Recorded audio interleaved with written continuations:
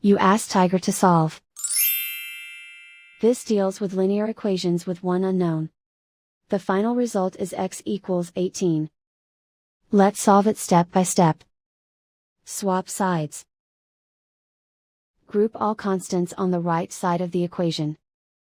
Add 5 to both sides.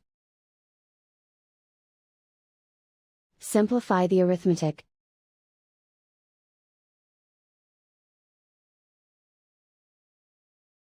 Isolate the x. Divide both sides by 2. Simplify the fraction. Find the greatest common factor of the numerator and denominator.